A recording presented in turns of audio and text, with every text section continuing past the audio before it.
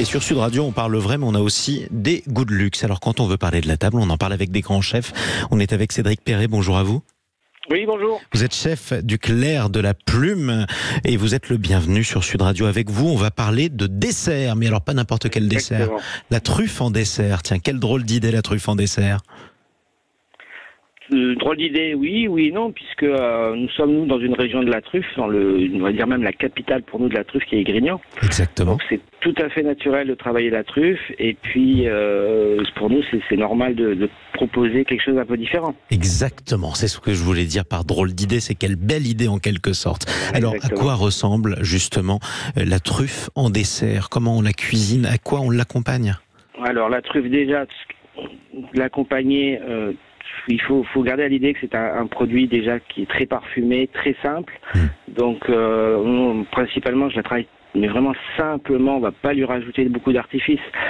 Elle a besoin de quoi? Elle a besoin d'un peu d'œuf, du lait et de la crème pour moi, tout simplement. Juste un peu d'œuf, un peu de lait et un peu de crème. Un peu de crème, voilà. Et une fois que vous avez réuni ces ingrédients, vous les mettez en musique de quelle manière? Alors, en musique, je vais les mettre vraiment simple. Une chose qui est facile, qu'on peut réaliser à la maison, que tout le monde peut faire, c'est tout simplement un riz au lait au four. Rien que ça, dans lequel on rajoute ces truffes, on le cuit longuement et on va avoir un parfum qui va apparaître. On va pas la dénaturer tout simplement. On va pas la dénaturer. La truffe s'accompagne de saveurs légèrement sucrées? Oh, légèrement sucré, oui. Dans la mesure où on va prendre le temps de sortir son arôme au niveau de la pâtisserie, on va retrouver ces notes, on a les notes de la truffe, un peu de champignons, mais on peut trouver derrière un petit peu de noisette. Voilà, c'est ce côté confit qui ressort de ce fruit. Exactement, ce côté confit qui fait que justement, eh bien, la truffe est quand même un aliment absolument formidable. Alors vous le disiez, vous êtes dans la capitale de la truffe, vous êtes à Grignan précisément, au Clair de la Plume. Qu'est-ce que vous faites d'autre avec la truffe pour le repas des fêtes? Bon, en cuisine, on travaille forcément la truffe au niveau de Benjamin, qui est notre chef de cuisine. Sinon, moi je la travaille en crème glacée. On va la travailler un peu plus compliqué au niveau du restaurant, ouais.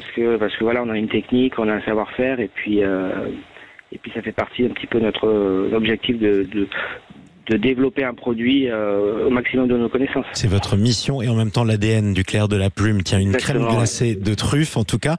C'est ce que vous aurez vous-même pour votre repas en famille? Moi, en famille, si je vais travailler la truffe en famille, vraiment, c'est le riz au lait que je vais travailler comme ça, mais vraiment le riz au lait cuit au four. Hein.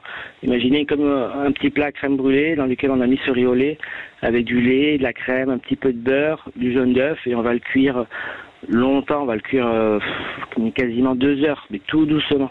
Et c'est comme ça que le goût sera formidable et surtout que la texture sera onctueuse. Voilà. Merci beaucoup Cédric Perret.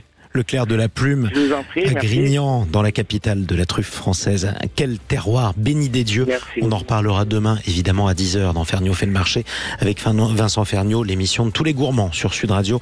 Allez,